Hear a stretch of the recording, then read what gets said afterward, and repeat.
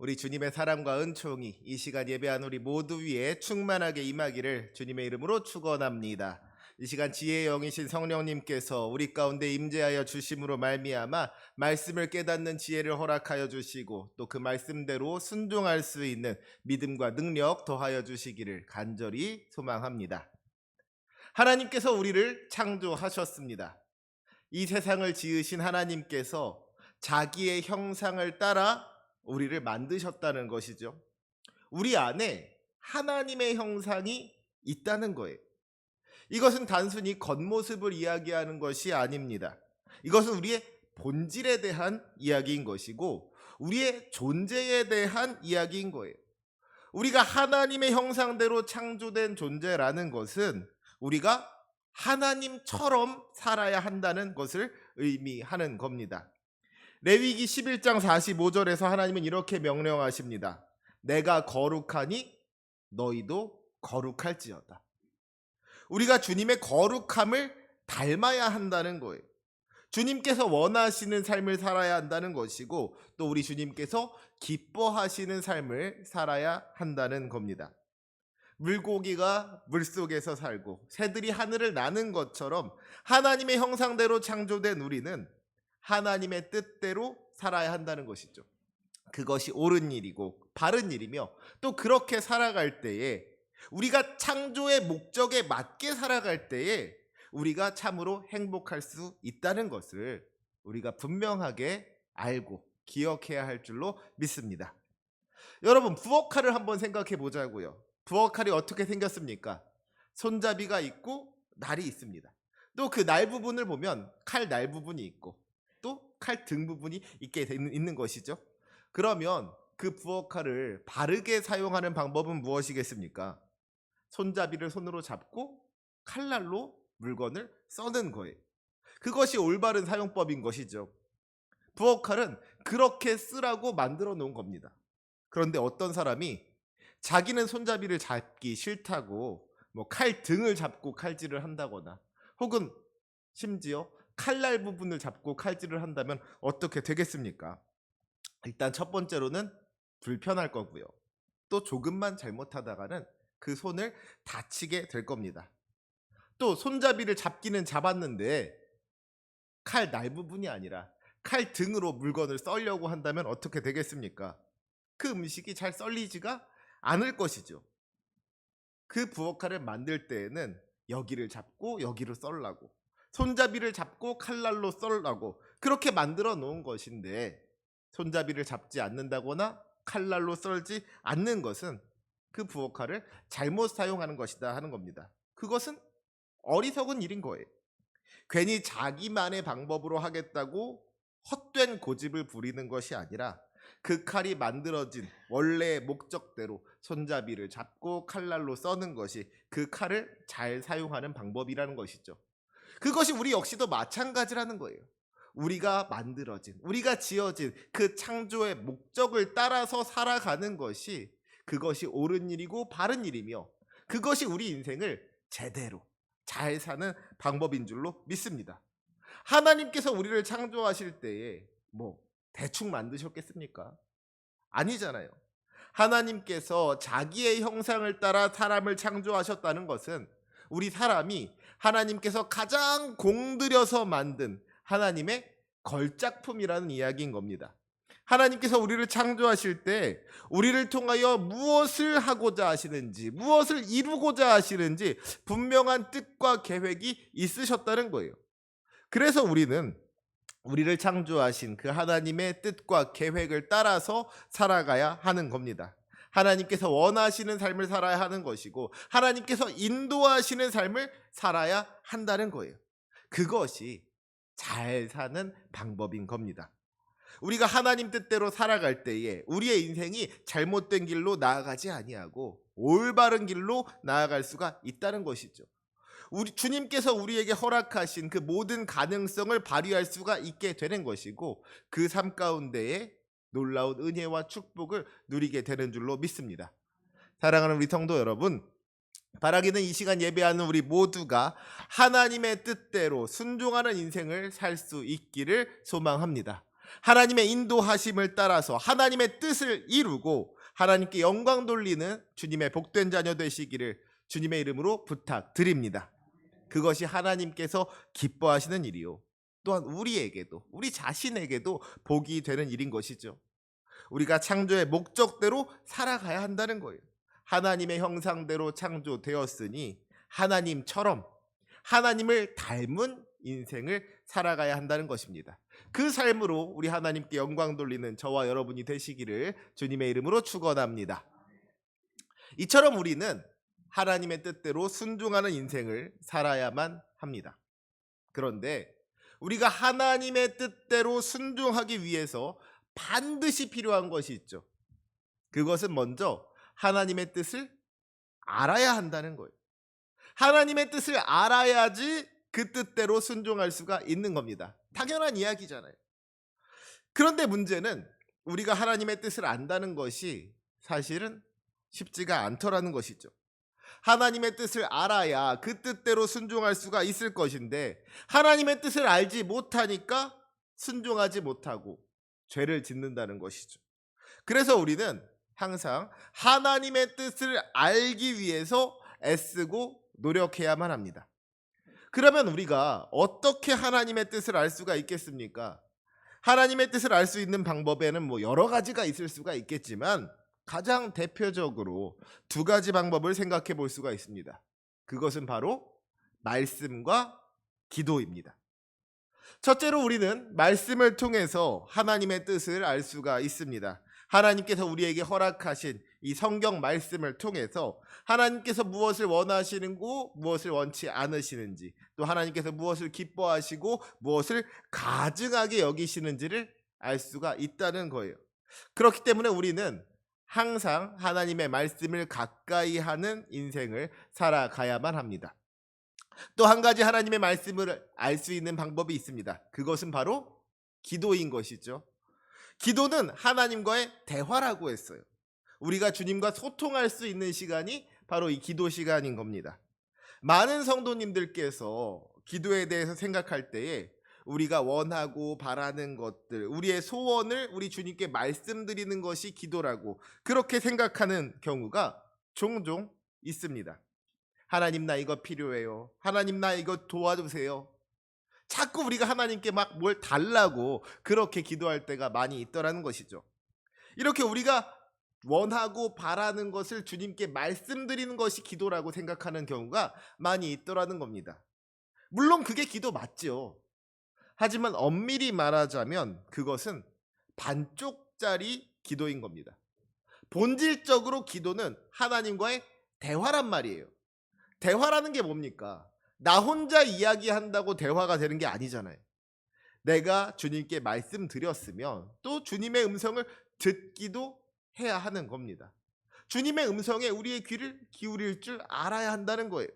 그래서 우리가 좀 더 성숙한 믿음으로 나아가기 위해서는 우리의 소망, 우리의 그 간절한 소원을 우리 주님께 아뢰드리는 기도와 더불어서 주님의 음성을 듣는 기도, 주님께서 말씀하시는 것을 듣는 기도, 그렇게 조용히 주님의 뜻을 묵상하는 기도가 반드시 필요한 겁니다.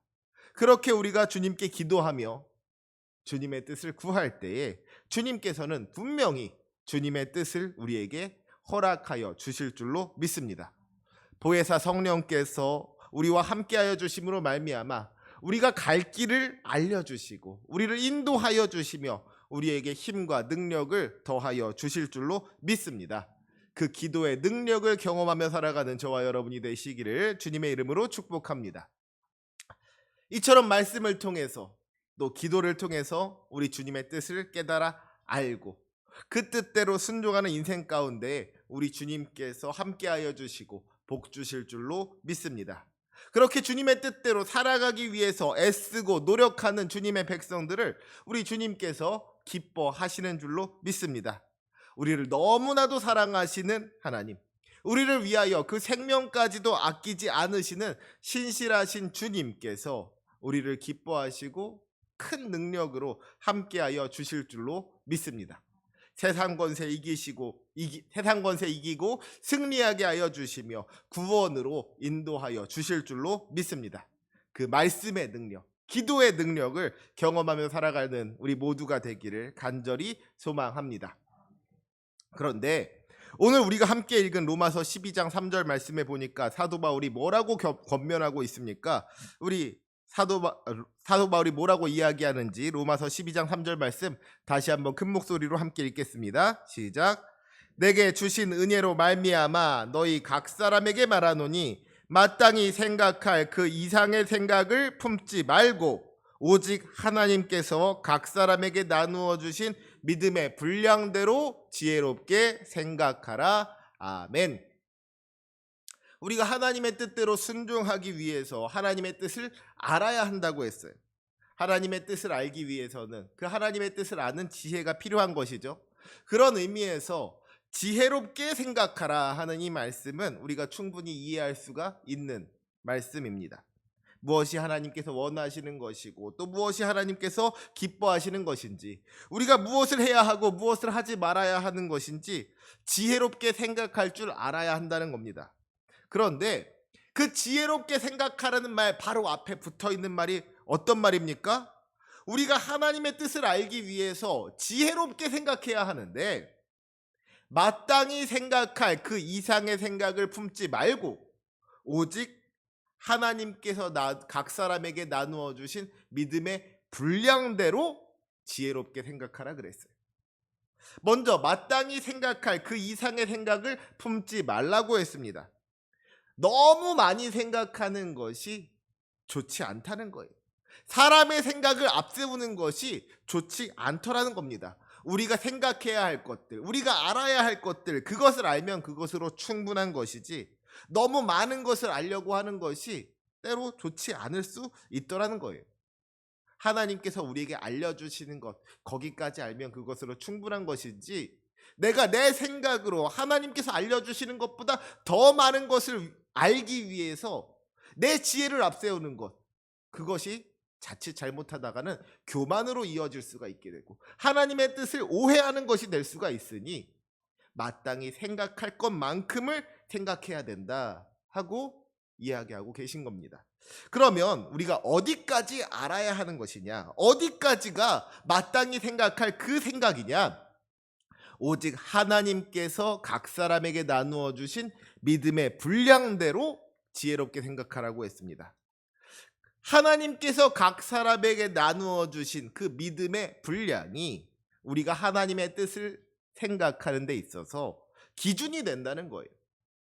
여기서 우리가 알 수 있는 것이 무엇입니까? 주님께서 우리 모두에게 똑같은 것을 원하지 않으신다는 겁니다. 우리 주님께서 우리에게 똑같은 기대를 품고 계신 것이 아니라는 거예요. 각 사람에게 있는 그 믿음의 분량에 따라서 각자에게 기대하고 계신 것이 다르다는 이야기인 것이죠. 왜 옛말에도 뱁새가 황새를 따라가려면 어디가 찢어진다 그래요? 가랑이가 찢어진다 그러잖아요. 뱁새는 뱁새대로, 황새는 황새대로 자기가 할 수 있는 일을 하면 되는 것이지 뱁새가 황새를 따라가려고 하는 것도 문제고 또 반대로 황새가 뱁새를 따라가려고 하는 것도 문제라는 겁니다. 이것이 믿음과 순종이라는 부분에 있어서도 마찬가지인 거예요. 우리 주님께서 믿음이 강한 자에게는 더 많은 것을 하기를 기대하시고 또 믿음이 연약한 자에게는 그보다 작은 것을 원하시더라는 것이죠. 믿음이 강한 사람, 그래서 우리 주님께서 많은 기대를 품고 계신 사람이 그 기대에 못 미치는 일을 하는 것도 잘못된 일이고요. 반대로 믿음이 연약한 사람이 자기 믿음에 비해서 너무 많은 것을 감당하려고 애쓰고 노력하는 것도 그것도 사실은 무리가 된다는 거예요. 우리가 주님의 기대에 걸맞은 믿음으로 나아가야지. 그 믿음에 걸맞은 순종으로 나아가야지. 우리 주님의 기대에 모자라는 그런 순종의 모습을 보인다거나 반대로 우리 주님의 기대보다 너무 넘치는, 그래서 우리에게 무리가 되는, 우리가 너무 힘드는 그런 순종의 모습을 보이는 것도 좋지만은 않더라는 것이죠. 우리 주님께서 원하시는 만큼, 우리 주님께서 기대하시는 만큼 그 믿음에 합당한 순종으로 나아가는 것이, 그것이 올바른 순종이라는 겁니다.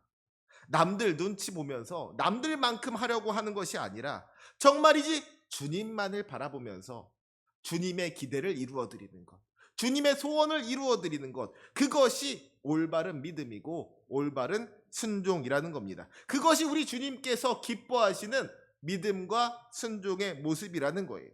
자기 믿음을 따라서 내가 할 수 있는 최선을 다하면 그것으로 충분한 것이지, 적당히 남들 눈치 보면서 남들처럼 하려고 맞춰가는 것, 그것 옳지 않다라는 거예요. 남들이 많은 것 한다고 해서 나도 꼭 많이 해야 하는 것이 아니라, 또 남들이 요것밖에 안 하니까 내가 더 할 수 있음에도 불구하고 거기에 맞춰서 조금만 하는 것이 아니라, 내가 할 수 있는 만큼, 나에게 주어진 믿음만큼 그 믿음의 분량대로 지혜롭게 주님의 일을 감당하는 것이 우리 주님께서 원하시는 일이고 또 우리 주님께서 기뻐하시는 일인 줄로 믿습니다. 그 믿음의 분량대로 순종할 수 있는 저와 여러분이 되시기를 주님의 이름으로 부탁드립니다.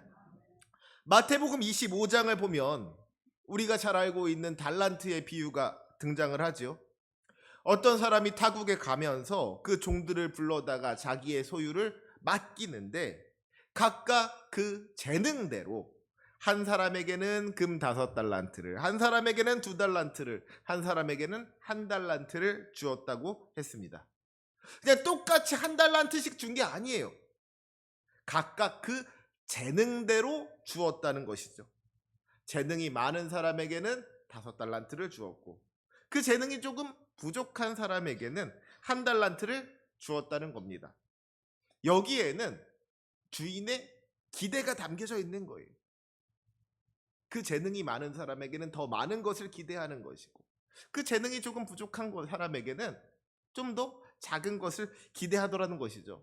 그렇다면 종의 할 일은 무엇입니까? 그 주인의 기대에 부응하는 겁니다. 나에게 기대하시는 만큼, 나에게 주어진 사명, 내가 할 수 있는 최선을 다해서 내게 맡겨진 일을 하면 그것으로 충분하다는 것이죠. 주인이 5달란트를 맡겼다는 것은 무엇입니까? 주인이 이 사람에게 많은 기대를 품고 있다는 것이죠. 이 사람에게 큰 일을 감당할 만한 능력이 있다고 주인이 그렇게 기대하고 있다는 거예요. 그러면 주인에게는, 그 종에게는 그만큼 책임이 주어지는 겁니다. 반대로 주인이 1달란트를 맡겼다는 건 뭐예요? 주인이 그 사람에게 그렇게 많은 기대를 하지는 않는다는 거예요. 큰 일을 맡기지는 못했다는 거예요. 하지만 이것을 반대로 이야기하자면 무엇입니까? 이 종이 그 작은 일만 감당해도 주인은 그것으로 만족한다는 이야기인 것이죠. 주인이 1달란트를 맡기면서 2달란트, 3달란트, 10달란트를 벌어오기를 기대하지 않았다는 거예요. 그저 1달란트의 열매를 맺으면, 작은 열매를 맺으면 주인은 그것으로 만족했을 거라는 이야기입니다. 결국 이 달란트의 비유를 살펴보면서 우리가 다시 한번 생각하게 되는 것이 무엇입니까? 우리 주님께서 우리에게 너무 많은 것을 기대하지 않는다는 것. 1달란트를 맡기고 10달란트를 벌어오라고 하는 분이 아니라는 겁니다.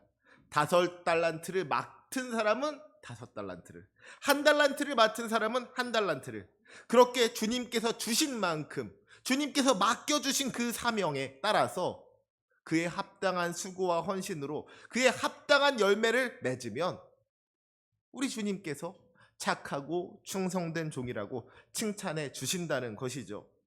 우리를 창조하신 주님께서 우리의 능력을 아시고 우리가 할 수 있는 만큼의 사명을 맡겨주신다는 겁니다. 그래서 우리에게 주어진 그 사명을 감당하기만 하면 그것이 우리 주님께 기쁨이 된다는 거예요. 우리 주님이 결코 우리에게 불가능한 것을 요구하는 분이 아니시라는 것이죠. 우리가 충분히 할 수 있는 것을 원하시고 기대하시는 분이 우리 주님이신 줄로 믿습니다. 오늘 본문의 표현을 빌리자면 하나님께서 각 사람에게 나누어 주신 믿음의 분량대로 그 믿음에 합당한 순종으로 하나님께 나아가기를 원하신다는 거예요. 그렇게 우리가 그 믿음대로 순종하면, 믿음에 합당한 순종으로 나아가면 우리 주님께서 기뻐하고 그를 통하여 영광 받으시는 줄로 믿습니다. 특별히 우리가 기억해야 할 것은 우리 주님께서 우리를 아신다는 거예요.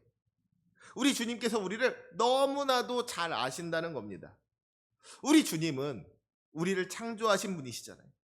그래서 우리보다도 우리를 더 잘 아시는 분, 나보다도 나를 더 잘 아시는 분, 그분이 우리 주님이시라는 것이죠. 사실 우리는요, 생각보다 자기 자신을 잘 알지 못하고 살아가는 존재입니다. 자기가 자기 스스로를 판단하고 평가하는 것이, 내가 누구인지를 안다는 것이 이게 참 쉽지 않더라는 거예요. 왜 그래서 사람은 죽을 때까지 자기 얼굴을 볼 수 없는 존재라는 말이 있더라고요. 사람이 자기 눈으로 자기 얼굴을 바라볼 수가 없더라는 거예요. 거울에 비춰보지 않는다면 자기 얼굴을 보지 못하는 것이 사람이라는 것이죠. 지금 내 얼굴이 깨끗한지 더러운지, 지금 내가 어떻게 생겨 먹었는지 혼자서는 그것을 알 수가 없더라는 겁니다. 그런데 이것이 우리의 얼굴뿐만 아니라 우리 영혼의 문제에 있어서도 마찬가지라는 거예요. 우리 영적인 상태를 우리가 똑바로 안다는 것이, 그것이 결코 쉽지 않더라는 겁니다. 그래서 우리는 주님 앞에 서야 하는 겁니다. 우리의 얼굴을 보기 위해서 거울 앞에 서야 하는 것처럼 우리의 영혼을 바로 알기 위해서는 우리 주님의 거울에 우리의 모습을 비춰볼 수 있어야 한다는 거예요. 그래서 내가 생각하는 나의 모습보다 중요한 것이 하나님께서 바라보시는 나의 모습인 겁니다. 내가 생각하는 내가 진짜 나가 아니라 하나님께서 바라보시는 내가 진짜 나인 거예요. 우리는 종종 자기 스스로를 과대평가하거나 혹은 과소평가합니다. 못하는데도 할 수 있다고 건방을 떠는 경우가 있고요. 충분히 할 수 있는데도 못한다고 쫄아 있는 경우가 있더라는 거예요. 자기를 과신해서 교만하여지거나 혹은 자신을 불신하여서 무기력한 모습 가운데 빠져들 때가 있더라는 것이죠. 우리에게 있는 그 충분한 능력을 발휘하지 못할 때가 있더라는 거예요.